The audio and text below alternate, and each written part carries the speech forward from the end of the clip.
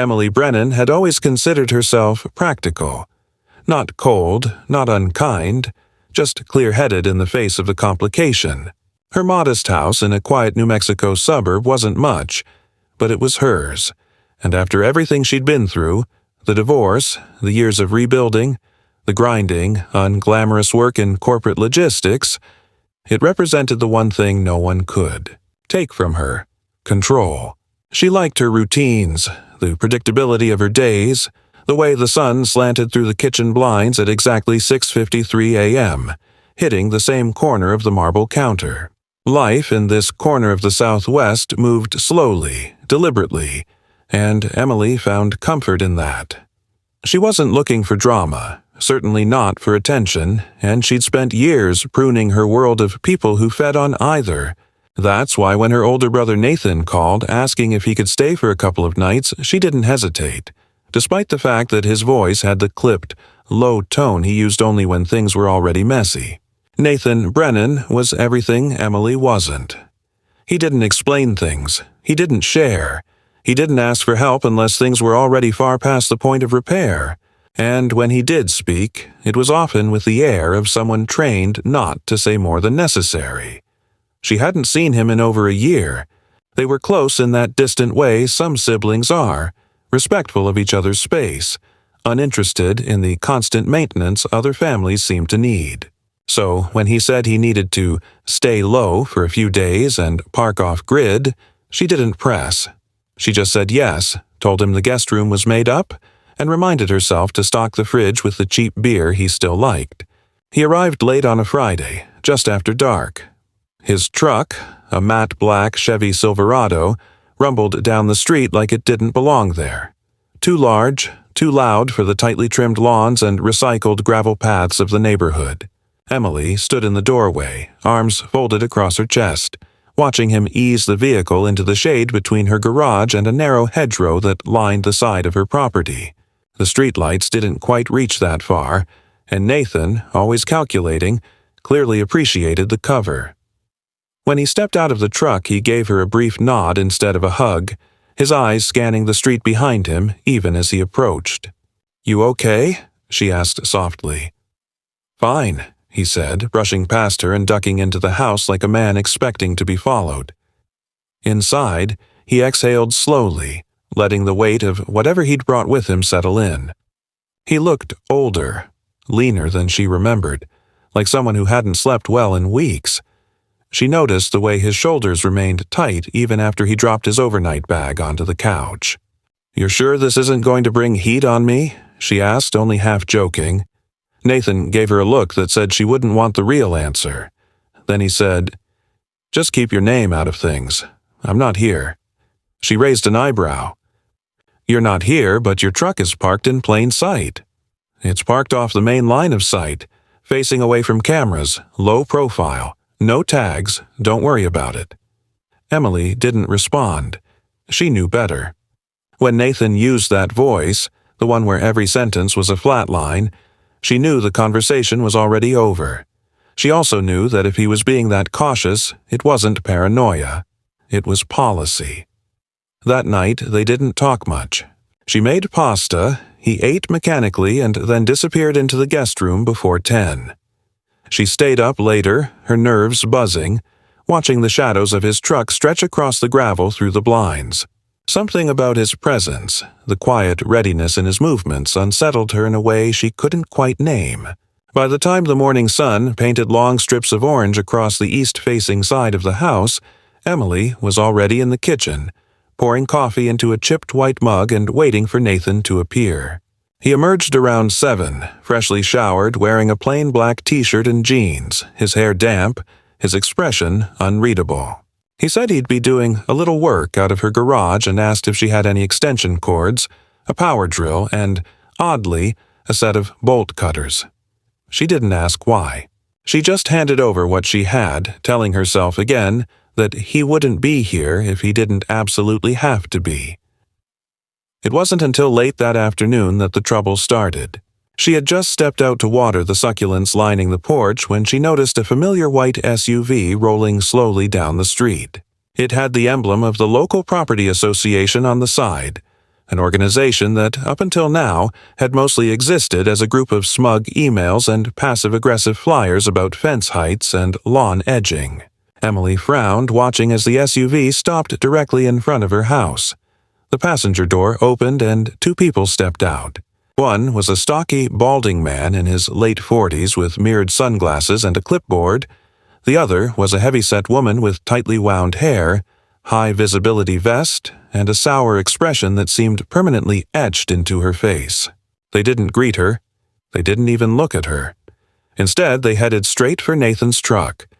"Excuse me," Emily called, stepping off the porch. The man ignored her. The woman turned, squinting. "You the homeowner?" she asked, her voice already defensive. "Yes, that's my brother's vehicle. He's visiting." "No record of visitor registration," the woman snapped. "This vehicle is oversized for residential curb allowances, blocking visibility. Improper clearance from sidewalk access. That's 3 code violations." Emily blinked. "He's parked beside my house on private property, not in the street. He's not blocking anyone."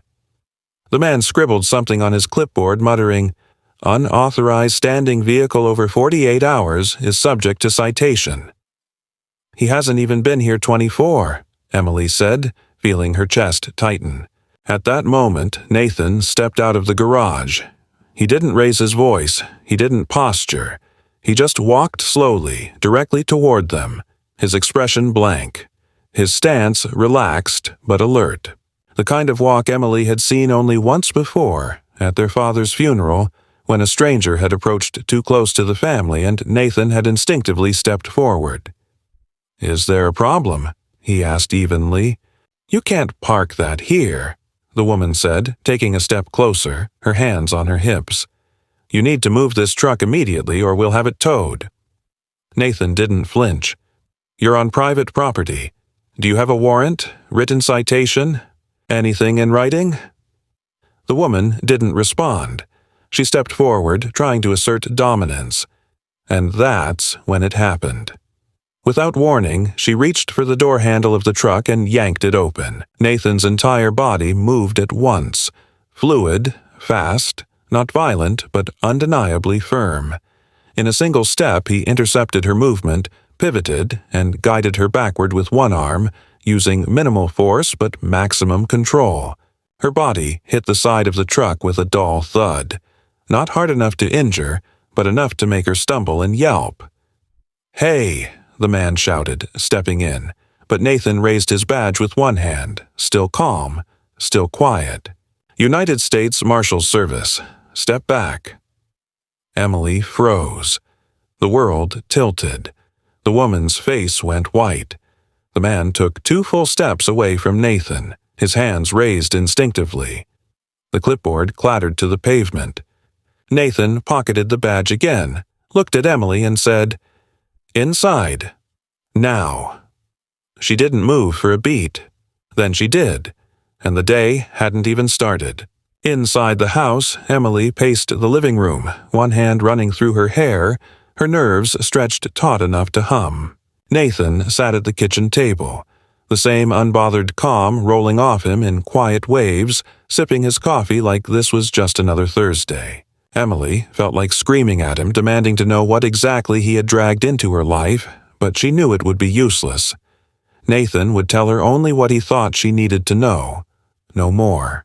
She leaned against the wall, arms crossed, trying to make sense of the surreal confrontation that had just unfolded on her front lawn. Her brother, a federal marshal, had physically restrained a woman from the local association patrol, and now half the neighborhood probably had a version of the story growing like a tumor in their minds. "What happens now?" she asked, voice low but sharp. Nathan didn't look up. "They'll make noise, call their supervisors, maybe even the local sheriff. None of it matters." Emily pressed her fingers against her temples. "It matters to me if they start circling like vultures." "They won't," Nathan said simply, as if certainty alone could bend the world to his will. "They know they crossed a line." Emily wasn't so sure. People who craved control didn't give it up just because they'd been embarrassed. If anything, they doubled down. And, sure enough, less than an hour later, while Nathan disappeared into the garage again, Emily heard the crunch of tires on gravel. She peered through the blinds and saw another SUV, different this time. Darker windows, newer model, idling in front of her house. 2 figures inside, watching. She didn't go outside this time.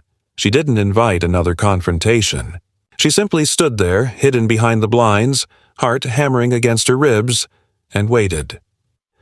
After a few minutes, the SUV rolled slowly away, disappearing around the corner, but the knot in her stomach didn't loosen. Nathan didn't comment when she told him. He just nodded once, checked the locks on the doors and windows, and told her to keep the front lights off that night.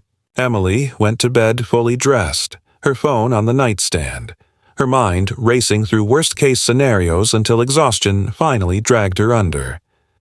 In the morning, the first real retaliation began. At 6:30 a.m., Emily opened her front door to find a bright orange notice taped to the glass. "Violation," it screamed in bold black letters, citing her for unauthorized vehicle presence, obstruction of communal access, and hostile engagement with neighborhood patrol. The fine listed at the bottom made her eyes water. $2,000, due immediately to avoid further legal action. She tore it down, heart thudding with rage and disbelief, and stormed inside to show Nathan. He barely glanced at it. Expected. "That's insane," she hissed, shoving the paper at him. "None of this is real. They can't just make up violations because they're mad." "They can try," Nathan said. "The point isn't to win, it's to exhaust you. Make you scared enough to give them what they want." Emily's hands shook as she folded the paper in half, then in half again, until it was a crumpled ball in her fist. She wasn't the type to scare easily. She had survived worse than angry neighbors. But this felt different. This felt like someone methodically dismantling her life from the edges inward. She called the number listed at the bottom of the notice. It went straight to voicemail. She left a terse message demanding an explanation and hung up before she could say something she'd regret. Nathan watched her the whole time, unreadable. "Don't chase them through their system," he said after a long moment. "That's their home turf. They built it to be a maze you can't win." "So what am I supposed to do?" she snapped. "Document everything. Keep it clean. If they escalate, you escalate through official channels." Emily didn't know whether to laugh or cry. She was a logistics manager, not a soldier. She didn't think like Nathan did, in terms of strategic positioning and escalation ladders, but she could follow instructions. So she started a file on her laptop, scanned the violation notice, wrote down the times she saw the patrols passing her house, even recorded a video when a white truck with no visible plates parked across the street for 3 hours and then drove away the moment she stepped outside. That afternoon, 2 more notices arrived, one for unauthorized construction of a non-compliant privacy fence, the same fence that had been standing for 5 years without issue, and another citing failure to maintain landscaping standards, a charge that might have been funny if it hadn't, come with another $1,000 fine. Emily's front yard was xeriscaped, low water, desert native plants requiring almost no maintenance. The idea that it was non-compliant was absurd on its face, but she knew better than to expect logic. This was war by attrition, and logic had no place here. Nathan spent most of the day in the garage, door closed, refusing to explain what he was working on. Emily kept her head down, made notes, printed copies, sent emails. But dread curled tighter and tighter around her chest as the hours dragged on. She could feel the tide rising, and she knew instinctively that it was only a matter of time before someone made a move she couldn't ignore. That night, as the last light drained from the sky and the desert wind kicked dust across the asphalt, there was a knock at her door. Sharp, purposeful. Emily froze halfway through the washing dishes, the sponge dripping water onto the tile floor. She wiped her hands on a towel, glanced at Nathan, already standing silently in the hallway, watching, and went to answer. It wasn't the police. It wasn't a neighbor. It was Karen. She stood on the porch like a pink tank, broad-shouldered and immovable, her mouth twisted into a smile that didn't reach her small, glittering eyes. She was wearing the same neon vest, the same clipboard clutched in her thick fingers, but the air around her was different now. Thicker, heavier, like a storm building just out of sight. "Evening," she said, her voice dripping with false sweetness. "Thought we'd have a little chat." Emily kept the screen door closed between them. "I have nothing to say to you." Karen's smile widened. "Oh, I think you do. See, there's a process here. You don't want to follow it. That's your choice. But choices have consequences." Emily's pulse pounded in her ears. She wanted to slam the door in Karen's face. She wanted to scream, but Nathan's voice echoed in her mind. "Document everything. Stay clean." So she just stared, silent. Karen tapped the clipboard against her thigh. "Lot of people around here don't like troublemakers. They like things peaceful, orderly. When someone doesn't respect that, it upsets the balance, makes people nervous, makes them want solutions." Emily forced herself to speak, her voice like iron. "My brother is a guest on my property, legally parked, legally present. If you continue to harass me, I will seek a restraining order." Karen laughed, a low, ugly sound. "You think a piece of paper's gonna protect you? Lady, you don't understand how this works. This neighborhood doesn't belong to you. It belongs to the people willing to protect it." She leaned closer until her breath fogged the glass between them. "And people like you, outsiders, you don't last long." Without waiting for a response, she turned and stomped back to her SUV, the heavy soles of her boots crunching over the gravel. Emily stood there, hand trembling on the doorframe, until the vehicle disappeared into the night. When she turned around, Nathan was still watching her. He didn't say, "I told you so." He didn't say anything at all. He just handed her a pen and a pad of paper. "Write down everything she said," he said quietly. "Every word." Emily nodded. She sat at the kitchen table, the pen scratching across the paper, her mind burning with fury and fear. She had done nothing wrong. She had obeyed every rule, every regulation, and yet here she was, under siege in her own home by a woman too petty to recognize the line between enforcement and persecution. But Emily Brennan was no one's victim. Not anymore. The next morning, Emily woke to the sound of something hitting her front door. She sat up sharply in bed, heart racing, disoriented by the gray pre-dawn light filtering through the blinds. For a moment, she thought it might have been a dream, the residue of yesterday's tension still clinging to her mind, but then another thud echoed through the house. She grabbed a sweatshirt, pulling it over her head as she moved quickly to the entryway. Through the peephole, she saw no one, but a thick, folded manila envelope was taped to the door. She peeled it off cautiously and brought it inside, setting it down on the kitchen counter as if it might explode. Nathan, already up, sipping black coffee with that same unreadable calm, simply nodded toward it without speaking. Emily unfolded the packet and scanned the contents. What she found made her breath catch in her throat. Inside was a formal notice of lien initiation, citing non-payment of multiple association fines totaling over $5,000. Attached were blurry photographs of her front yard, her garage, Nathan's truck, each marked with dates and times that made no logical sense. One photo claimed to show an unauthorized structure, her backyard shed, built legally 3 years prior with full permits.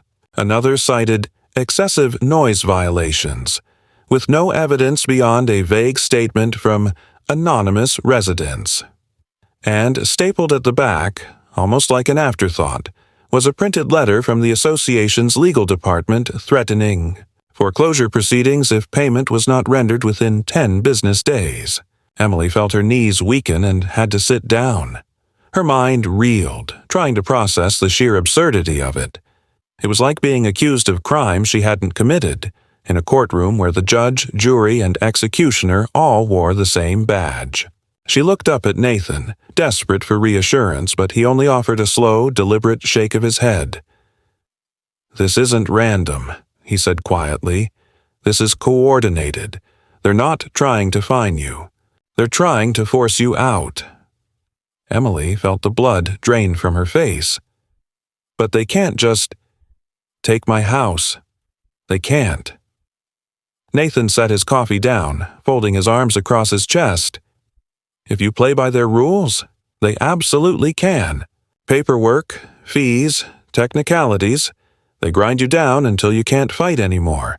Then they swoop in and take it all legally. Happens more than you'd think." She pressed her hands against her temples, the beginnings of a migraine pulsing at the edges of her skull.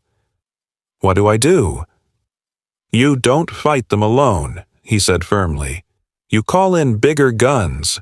Now." That afternoon, Nathan placed a call to someone he referred to only as a contact. Within 2 hours, a sharply dressed woman in her early 40s arrived at the house, introduced herself simply as Rachel Clark, and flashed credentials from a private legal defense organization specializing in property rights and municipal abuse cases. She was crisp, no nonsense, and her handshake was the kind that made it clear she was not interested in sympathy, only in winning. Rachel spent the next 2 hours combing through the documents, photographing everything, taking meticulous notes, and asking Emily sharp, pointed questions about every interaction she'd had with the association, no matter how small. By the time she left, she had a thick folder under one arm and a promise to file an emergency injunction first thing Monday morning. Meanwhile, the pressure from the association escalated with almost surgical precision. By mid-afternoon, Emily received a second envelope, this one delivered by hand by a grim-faced young man wearing the same uniform as the patrol agents. He didn't say a word, just thrust the envelope at her and left. Inside was a notice of hearing, summoning her to an emergency board meeting to review her compliance status and discuss potential remedies. Language so bland it practically dripped with malice. The hearing was scheduled for 48 hours later at the association's central office, a low, boxy building on the other side of the neighborhood, one Emily had driven past 1,000 times without giving a second thought. Now it loomed in her mind like a fortress. Nathan didn't react when she showed him the notice. He simply nodded grimly. "Good. Now we force them into the open." Emily stared at him. "Good?" He set down his coffee mug with a click. "They think they're still operating in the dark. That gives us leverage. Now we can confront them in a documented setting, with legal backup." Rachel agreed.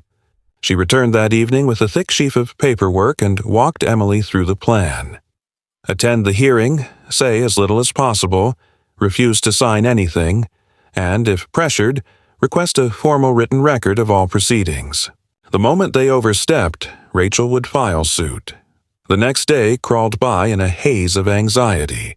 Patrol vehicles circled the block every few hours, sometimes slowing as they passed Emily's house, sometimes just idling at the corner where the asphalt buckled into dust. Someone spray-painted crude graffiti on her mailbox overnight, an ugly smear of red letters spelling, "Go home." Emily scrubbed it off with trembling hands before the sun was fully up, refusing to give them the satisfaction of visible anger. Her neighbors, who had once waved casually as they watered their lawns or carried in groceries, now averted their eyes, pretending not to see her at all. It was as if a stain had spread from her house across the whole street, marking her as untouchable, dangerous, infected.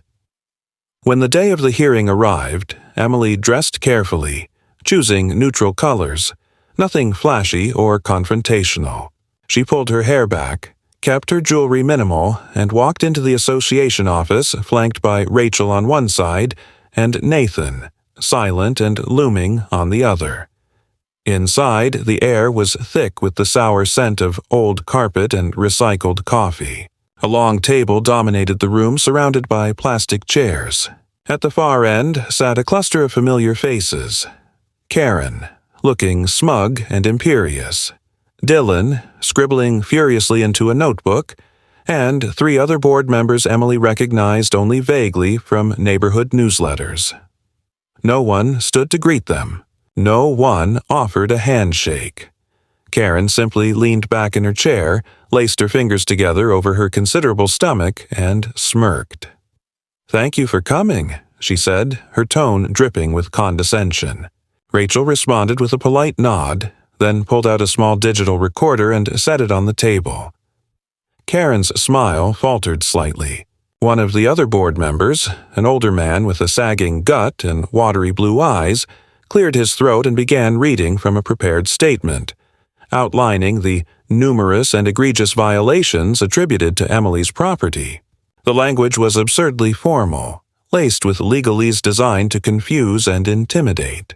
Emily listened in growing disbelief as they rattled off infractions ranging from the laughable, excessive bird feeders, to the incomprehensible failure to maintain aesthetic harmony with community standards. When they finally finished, Rachel spoke for the first time. "Under what authority?" she asked coolly. "Are these charges being brought?" There was a beat of silence. Karen shifted in her chair, clearly caught off guard by the directness of the question. "The authority granted by the association charter," she said finally. Rachel smiled thinly. "Please produce a copy of that charter for the record." More silence. Then a flurry of paper shuffling. Eventually, a battered binder was produced and slid across the table. Rachel flipped through it with brisk efficiency, stopping at one page, frowning, and then looking up. This charter was superseded 3 years ago by Municipal Ordinance 12-184, which reclassified this neighborhood's association as an advisory body, stripping it of enforcement powers without court orders. The board members paled. Karen's mouth opened and closed like a fish gasping on dry land. Rachel leaned forward slightly, her voice soft but deadly. "In other words, ladies and gentlemen, your notices, your fines, your threats, they're all null and void. You have no legal standing to impose them, and any attempt to pursue them further constitutes harassment under both state and federal statutes." The silence in the room was deafening. Nathan stood then, slowly, and placed a small, official-looking envelope on the table. "This," he said, "is a formal notification that any further attempts to contact or harass my sister will be met with immediate federal response. You will cease and desist all actions as of this moment." Karen sputtered something about protecting the community, about standards and decency, but no one listened. The meeting dissolved into chaos within minutes, the board members bickering among themselves as Emily, Rachel, and Nathan rose and left without another word. Outside, under the sharp blue New Mexico sky, Emily let out a breath she hadn't realized she'd been holding. The fight wasn't over. She knew that. Bullies didn't fold so easily.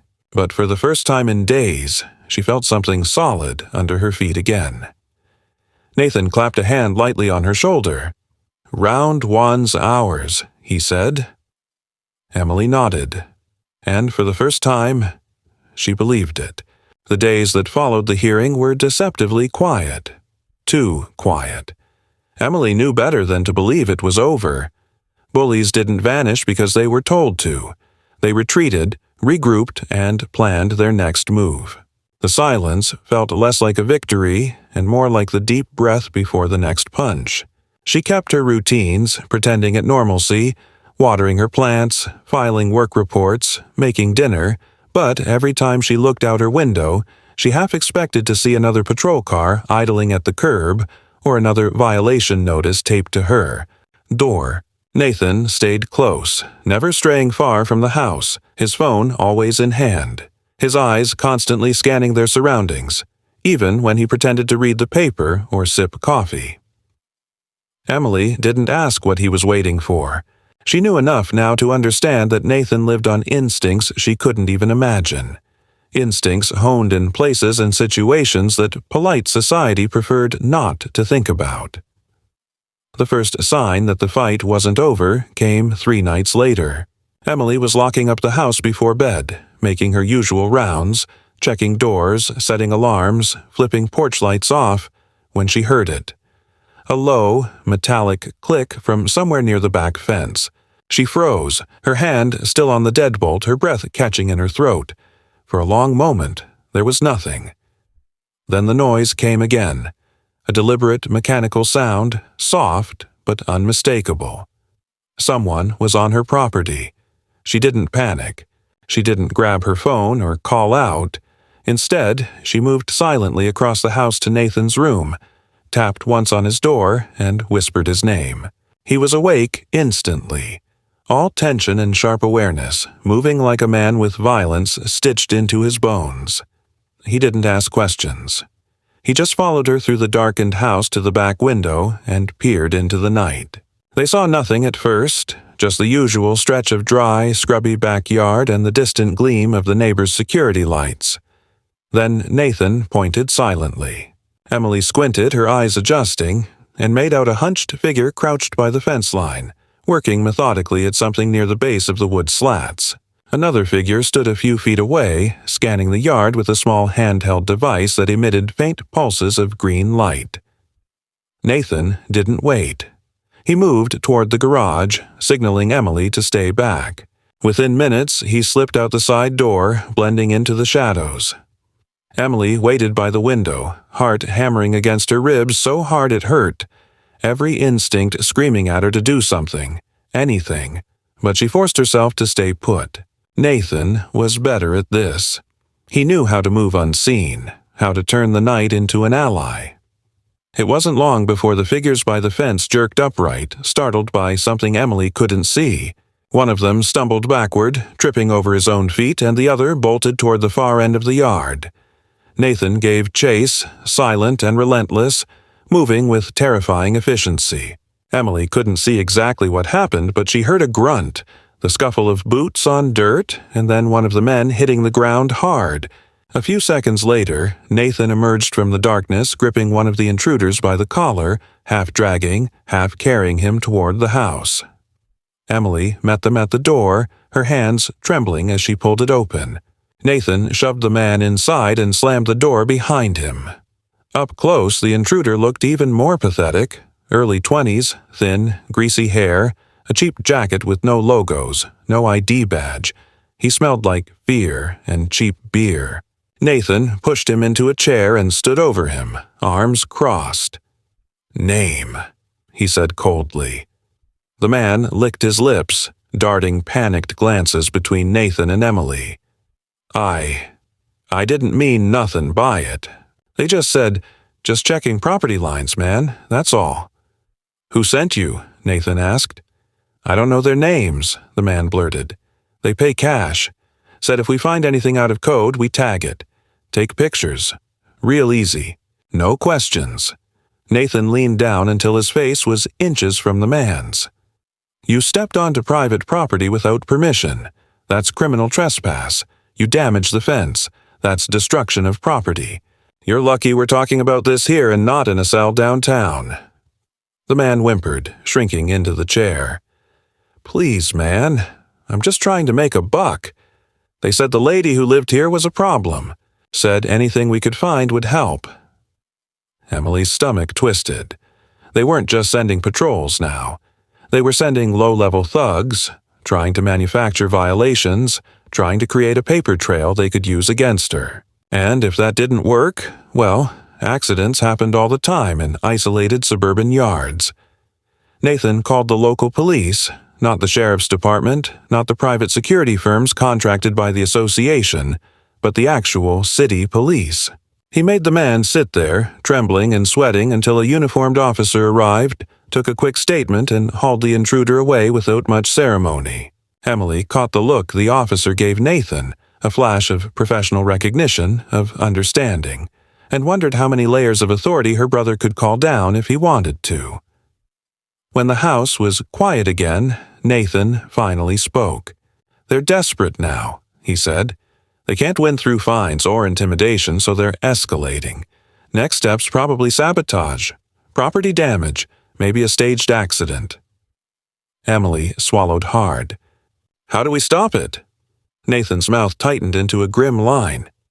We make it cost them more to fight than to leave you alone. The next day, Rachel returned, this time with backup. 2 men in business suits carrying heavy briefcases, specialists in property litigation and tort law. They spent the better part of the morning installing discreet security upgrades, hidden cameras covering every inch of the property, motion sensors along the fence lines, silent alarms rigged to alert a private monitoring service directly instead of the local authorities. Emily watched them work, feeling a strange mix of fear and grim satisfaction. She hated that it had come to this. She hated that her home, once her sanctuary, now felt like a bunker, but she would not let them win. The real surprise came 2 days later when Rachel called with news. Deep in the bylaws of the association, buried under decades of amendments and revisions, was a forgotten clause, a self-destruct mechanism. If a certain percentage of residents signed a petition of no confidence, the current board could be dissolved, their authority revoked, and a public audit triggered. It was a long shot. Getting people to stand up publicly against the board was risky. Fear was a powerful silencer. But it was a chance. A real one. Emily spent the next week reaching out carefully to her neighbors. She didn't rant. She didn't threaten. She simply told her story, calmly, factually, showing them the violation notices, the pictures, the police report. Some slammed the door in her face. Some refused to even open it. But a few listened. A few looked at the evidence and saw their own fears reflected back at them. And those few whispered to others, who whispered to others still. By the end of the week, Emily had 37 signatures. It wasn't enough yet, but it was a beginning. And for the first time since this nightmare had started, Emily Brennan began to believe that maybe, just maybe, she could win. It didn't take long for the retaliation to begin once the petition started making its quiet rounds. The first wave came not in the form of paperwork or legal threats, but something altogether dirtier. A slow, deliberate campaign of attrition designed to wear Emily down before she could gather real momentum. It started small, a broken sprinkler head that flooded the xeriscaped plants she had painstakingly arranged in her front yard, drowning half of them before sunrise. Emily noticed it first thing in the morning, stepping outside barefoot to find a miniature swamp where her rock garden had once been. She turned off the water supply and surveyed the damage with a hollow sort of anger, already knowing it had been no accident. Nathan examined the site, kneeling to inspect the broken pipe, and found the tool marks. Precise, deliberate cuts, far too clean to be the result of natural wear. They documented everything, of course. Photos, measurements, reports filed with Rachel and her team. But the incidents didn't stop. They multiplied. 2 nights later, Emily's mailbox was ripped from the ground and tossed onto her lawn like garbage. A few days after that, someone poured a trail of salt across her backyard, killing a swath of the hardy desert grass that had taken years to cultivate. Each act was small enough to be dismissed as coincidence, vandalism, bad luck. But Emily knew better. She could feel the malice behind every broken fixture, every poisoned patch of soil. They were trying to make her crack, to make her leave not because of a court order or a foreclosure notice, but because her home would no longer feel like hers. It worked on her neighbors, too. The once tentative alliances she had begun to form through the petition campaign grew brittle under pressure. Emily heard the whispers. She was attracting trouble, bringing chaos to their quiet street. People who had smiled at her days before now crossed the road to avoid her. A few brave ones apologized, whispered that they were sorry, but they couldn't afford to be involved. They had families, mortgages, careers to think about. Emily understood. Fear was contagious, and it had been unleashed upon them like a virus. Nathan grew even more guarded, his movements sharper, his routines even more disciplined. Emily caught him patrolling the perimeter of the house at all hours, sometimes barefoot, moving so silently it made her skin crawl. He installed more cameras, more sensors, more silent alarms, until the house felt less like a home and more like a fortress. Rachel increased her visits, too, bringing with her more legal documents, more strategies, more ways to fight a war that Emily had never wanted but could no longer walk away from. The second wave came not with broken property, but with a coordinated legal assault so complex and so aggressive it nearly buried Emily in paper. Within the span of 2 days, she received certified letters from 5 different law firms, all acting ostensibly on behalf of the association or its various subcommittees. Each letter alleged different violations, some new, some invented wholesale, and each demanded immediate compliance or faced the threat of escalating penalties. They accused her of harboring an unauthorized structure, of maintaining hazardous conditions, of creating a public nuisance. One even suggested ludicrously that Nathan's presence constituted an illegal sublease, punishable by fines and potential eviction. Rachel responded immediately, filing countersuits, cease and desist notices, and demands for proof that never came. But Emily felt the weight of it all pressing down on her shoulders, the sheer volume of bureaucratic nonsense designed to crush her spirit through endless exhaustion. She stopped sleeping properly, her dreams plagued by visions of faceless men tearing down her fence, of strangers rifling through her belongings while she stood helpless, screaming into a void that swallowed her voice whole. She lost weight without trying, her cheeks growing hollow, her clothes hanging loosely on her frame. Nathan noticed, of course, but said nothing. Instead, he doubled down, bringing her stronger coffee in the mornings, making sure she ate at least one real meal a day, sometimes simply sitting silently nearby as she fought through piles of legal documents, offering his steady presence as an anchor. The third wave was more dangerous, more personal. One evening, after a long day spent gathering additional signatures, many of them from fearful, reluctant neighbors who made her swear not to tell anyone, Emily returned home to find her back door slightly ajar. She froze on the threshold, every instinct screaming that something was wrong. Nathan appeared beside her within seconds, one hand on her shoulder, his body tense as a bowstring. Together, they moved cautiously inside. The house was a mess. Drawers yanked open, papers scattered, furniture upended. Not stolen, Emily realized almost immediately. Nothing was missing. Not the electronics, not the jewelry, not even the cash she kept tucked in a kitchen drawer. This wasn't theft. This was a message, a violation, a reminder that even her sanctuary wasn't safe anymore. Nathan swept the house methodically, clearing each room with the detached professionalism of someone for whom home invasions were a professional hazard. When he was satisfied there were no intruders remaining, he called Rachel, who called the police. The officers arrived quickly, 2 young men in pressed uniforms who took one look at the scene and exchanged tight, uncomfortable glances. Emily could tell they knew exactly what this was, but their report would say what reports always said: signs of forced entry, no evidence of theft, likely vandalism, no suspects. Nathan didn't bother arguing with them. He simply thanked them politely, escorted them out, and locked the door behind them with a finality that made Emily's stomach twist. "This isn't random anymore," Nathan said that night, his voice low and hard. "This is sanctioned." Emily stared at him, hollow. Sanctioned by who? Nathan's eyes met hers across the kitchen table, and in them she saw something that scared her more than anything else. Certainty. By the same people who run that board. Karen's just a face. The rot goes deeper. Emily didn't ask how he knew. She didn't want to know what favors he had called in, what quiet strings he had pulled to find out.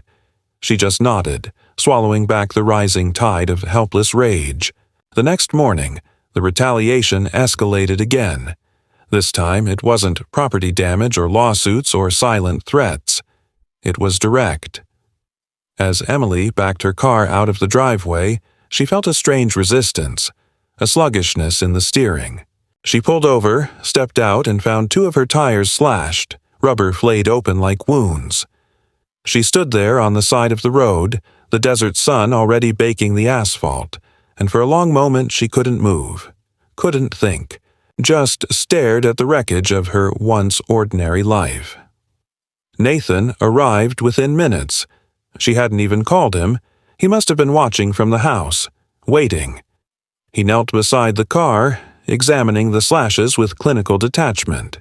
"Professional job," he said. "Clean cuts, fast work." Emily wrapped her arms around herself, the heat making her dizzy. What now? Nathan rose to his feet, dusting his hands off on his jeans. His eyes were hard, glittering with something cold and implacable. "Now," he said, "we hit back." He wasn't smiling. There was no triumph in his voice, only grim inevitability. That night, Emily signed the final version of the petition. Rachel filed it first thing the next morning, hand-delivered to the Municipal Oversight Office with a full accounting of the signatures, the documented harassment, the retaliatory acts, and the violations of city, county, and federal laws. It wasn't over, but it was no longer a one-sided war. They had drawn blood, and Emily Brennan was not done fighting. Not by a long shot. The official response to the petition came faster than anyone expected, but it wasn't the clean, decisive victory Emily had quietly hoped for. Instead, it set off a chain of events so fast, so chaotic, that for several days it felt like the entire neighborhood had been tossed into the eye of a storm. Within 72 hours of the filing, a public notice went out to all residents. An emergency audit of the association's governance was being initiated by the city's Municipal Oversight Board. Meetings were suspended. All enforcement actions were frozen. No new fines, no new violations, no new patrols. On the surface, it sounded like the first real victory Emily had seen in weeks. But she and Nathan knew better. Predators didn't just vanish when cornered. They fought harder, dirtier, more desperately than ever before. The retaliation began almost immediately. A coordinated smear campaign swept through the community like wildfire. Anonymous flyers appeared in mailboxes and taped to utility poles, accusing Emily of everything from fraud to criminal conspiracy. Her face, grainy and distorted, was printed beneath lurid headlines. "Dangerous individual infiltrates our community. Radical agitator seeks to destroy neighborhood stability." Some of the flyers claimed she was under investigation for financial crimes. Others accused her of working with anti-community organizations to destabilize the area. None of it was true. All of it was effective. Emily could see it in the way her neighbors looked at her now. Not just with fear, but with thinly veiled hostility, as if she were a contaminant, a threat to their precious little bubble of order and familiarity. Rachel acted swiftly, issuing cease and desist letters, filing defamation suits, threatening countersuits against anyone who distributed the material. But the damage was already done. Emily's name was poisoned. No one wanted to be seen talking to her. Even those few brave souls who had signed the petition now kept their distance, eyes averted when they passed her on the street. She understood it. Fear made cowards of everyone. But knowing the reason didn't make the isolation sting any less. Nathan became even more of a shadow, moving through the house like a living alarm system, always listening, always watching. He installed encrypted locks on all the doors, set up redundancies in the security network, even ran drills with Emily. What to do if someone tried to force entry, how to respond if cornered on the street. It was exhausting, living in that state of constant tension, but Emily adapted. She didn't have a choice. This was war, and wars were won not by comfort, but by endurance. Then came the night that changed everything. It started, as so many things did now, with a sound. A faint scraping noise at the side of the house just after midnight. Emily was already half awake, her nerves tuned to every creak and whisper of the night. She slipped out of bed, heart hammering, and moved silently toward the window. She saw them immediately. Two figures crouched by the side gate, working quickly, methodically. Nathan appeared beside her seconds later, his expression grim. "They're planting something," he said, voice low. Emily's stomach turned. "What?" "Evidence," Nathan said. "Drugs, weapons, something they can use to justify a raid." For a moment, Emily couldn't breathe. This wasn't vandalism or harassment anymore. This was criminal entrapment. This was setting her up to be dragged out of her home in handcuffs, to be destroyed publicly and permanently. Nathan moved fast. He grabbed his phone, sent a single coded message, then disappeared out the back door. Emily stayed frozen at the window, watching, willing herself not to panic. Minutes later, headlights cut through the darkness. A black SUV tearing down the street, moving faster than anyone had a right to in a residential zone. It skidded to a halt in front of the house, and men in tactical gear poured out, weapons drawn, moving with terrifying efficiency. For one horrifying second, Emily thought they were here for her. But then she saw the insignia. United States Marshals. Nathan had called in the cavalry. The intruders barely had time to react before they were tackled, disarmed, and restrained. Emily watched in stunned silence as the marshals moved through her yard, clearing it with professional precision, securing evidence, photographing everything. Nathan reappeared minutes later, a small, grim smile playing at the corner of his mouth. "They brought the wrong tools for this fight," he said. The intruders were hauled away in unmarked vehicles. The planted evidence, bags of drugs, a few unregistered firearms, was carefully collected, logged, and secured. It would all be used as part of the larger case now building against the association's leadership. Rachel arrived at dawn, still in business attire from whatever emergency hearing she had left to get here. She was furious in that cold, razor-sharp way only true professionals could manage. She spent hours coordinating with federal agents, taking statements, building the paper trail that would bring the entire rotten structure crashing down. By noon, warrants had been issued. By evening, arrests had been made. Karen was among the first to be led away in handcuffs, her face a twisted mask of rage and disbelief. Her home was raided, her personal records seized. Financial documents, falsified inspection reports, evidence of bribery and blackmail, everything was laid bare. And it wasn't just her. Other board members, former patrol agents, even a few complicit city officials, all rounded up, all exposed to the brutal light of federal scrutiny. The news broke fast and hard.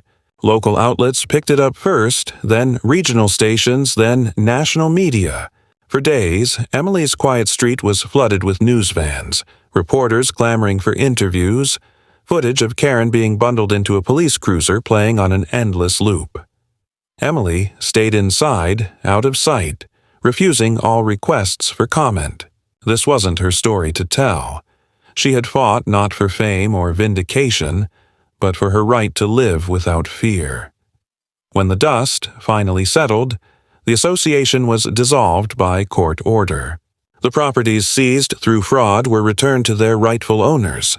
A temporary oversight committee, supervised directly by the city, was installed to manage basic maintenance until a new, volunteer-based neighborhood council could be elected.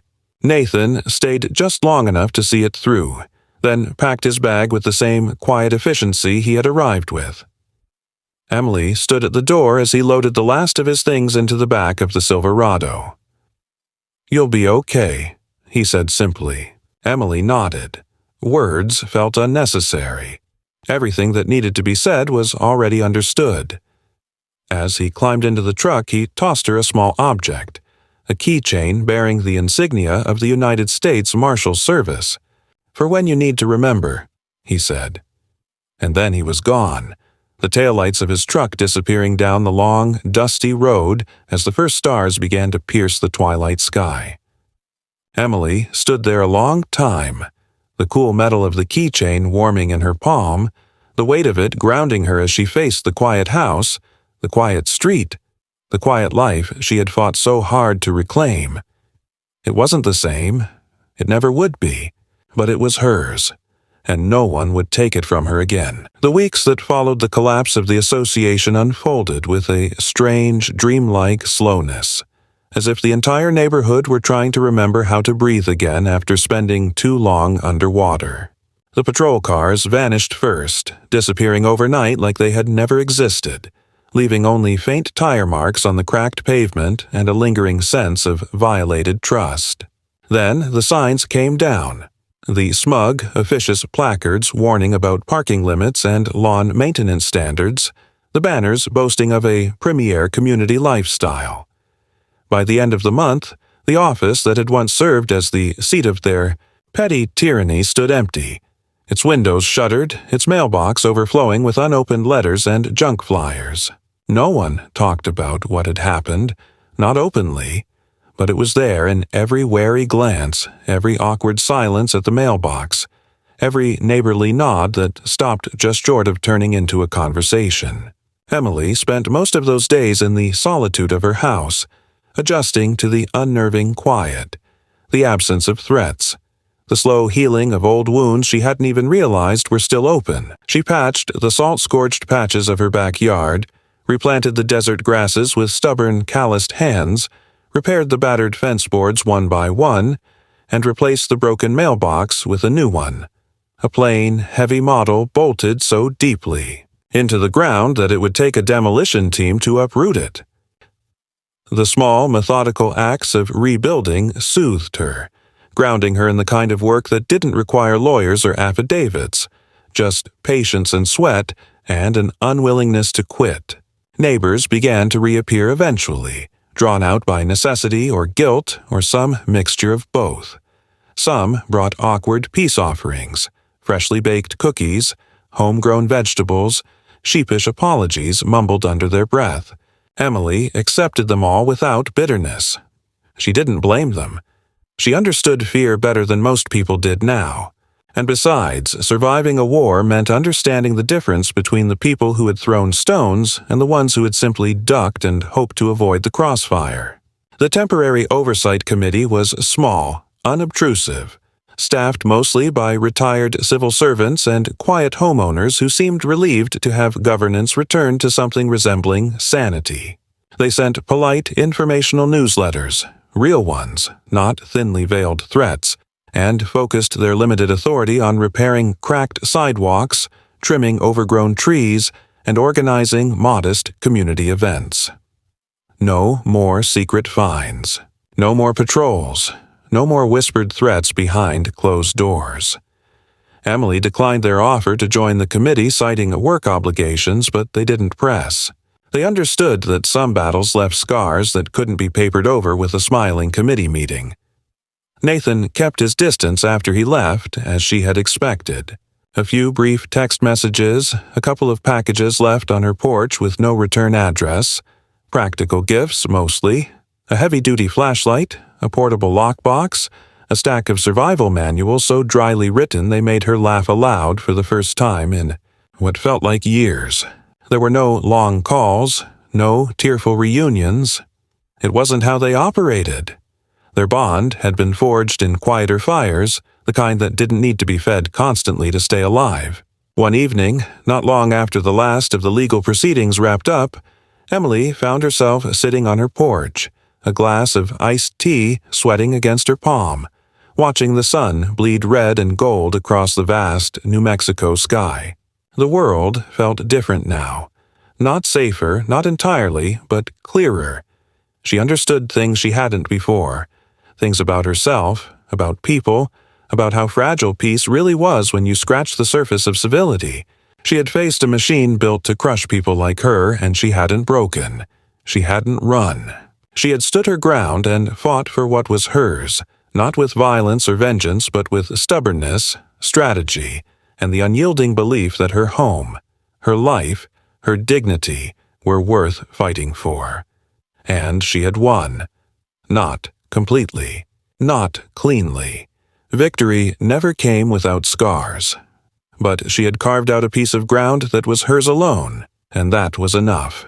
As twilight deepened into night, Emily reached into her pocket and pulled out the keychain Nathan had given her, the insignia of the United States Marshals glinting faintly in the fading light.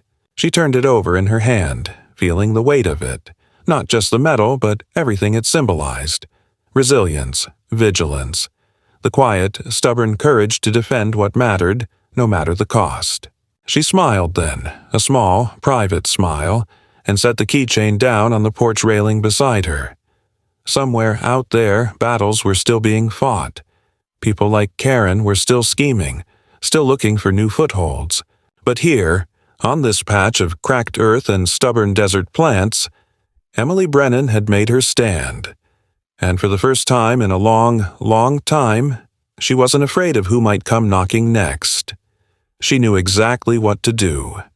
And she was ready.